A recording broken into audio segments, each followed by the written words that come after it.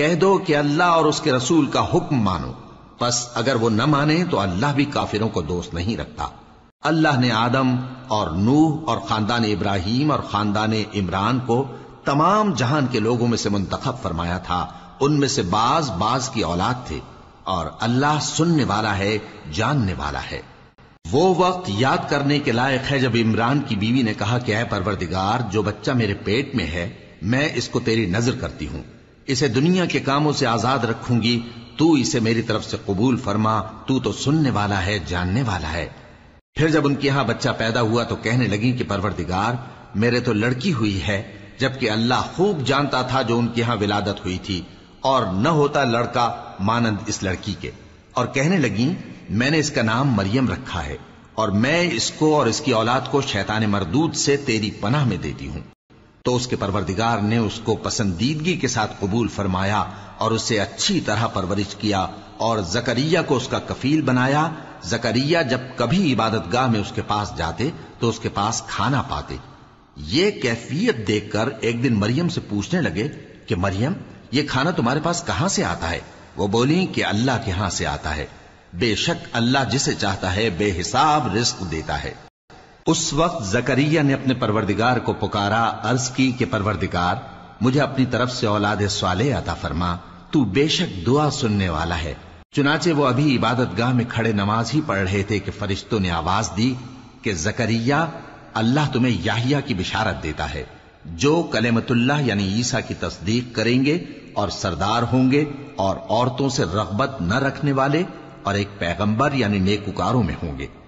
زکریہ نے کہا، اے پروردگار، میرے ہاں لڑکا کیوں کر پیدا ہوگا کہ میں تو بڈھا ہو گیا ہوں اور میری بیوی بانجھ ہے؟ فرمایا، اسی طرح اللہ جو چاہتا ہے کرتا ہے۔ زکریہ نے کہا کہ پروردگار، میرے لیے کوئی نشانی مقرر فرما دے۔ فرمایا، تمہاری نشانی یہ ہے کہ تم لوگوں سے 3 دن اشارے کے سوا بات نہ کر سکو گے، تو ان دنوں میں اپنے پروردگار کی کثرت سے یاد اور صبح و شام اس کی تسبیح کرنا۔ اور جب فرشتوں نے مریم سے کہا کہ مریم، اللہ نے تم کو برگزیدہ کیا ہے اور تمہیں پاک بنایا ہے اور دنیا جہان کی عورتوں میں سے تم کو منتخب کیا ہے، اے مریم، اپنے پروردگار کی فرما برداری کرنا اور سجدہ کرنا اور رکوع کرنے والوں کے ساتھ رکوع کرنا۔ اے نبی، یہ باتیں اخبار غیب میں سے ہیں جو ہم تمہارے پاس بھیجتے ہیں۔ اور جب وہ لوگ اپنے قلم بطور قرعہ ڈال رہے تھے کہ مریم کا کفیل کون بنے، تو تم ان کے پاس نہیں تھے، اور نہ اس وقت ہی ان کے پاس تھے جب وہ آپس میں جھگڑ رہے تھے۔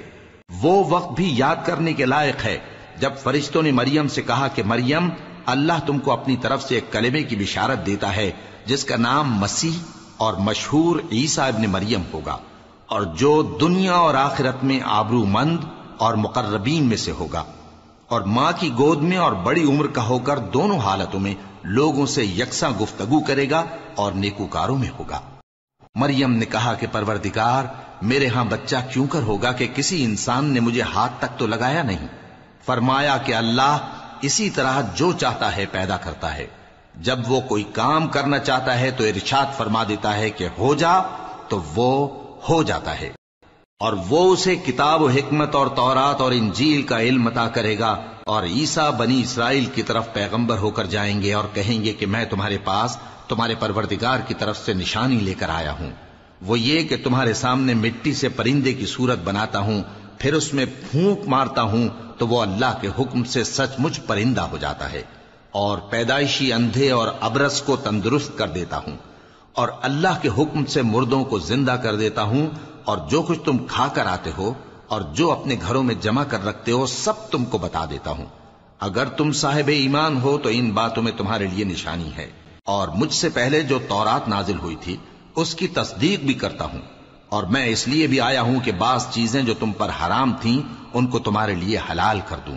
اور میں تو تمہارے پروردگار کی طرف سے نشانی لے کر آیا ہوں، تو اللہ سے ڈرو اور میرا کہا مانو۔ کچھ شک نہیں کہ اللہ ہی میرا اور تمہارا پروردگار ہے، تو اسی کی عبادت کرو، یہی سیدھا رستہ ہے۔ پھر جب عیسیٰ نے ان کی طرف سے انکار و نافرمانی ہی دیکھی تو کہنے لگے کہ کوئی ہے جو اللہ کا طرفدار اور میرا مددگار ہو؟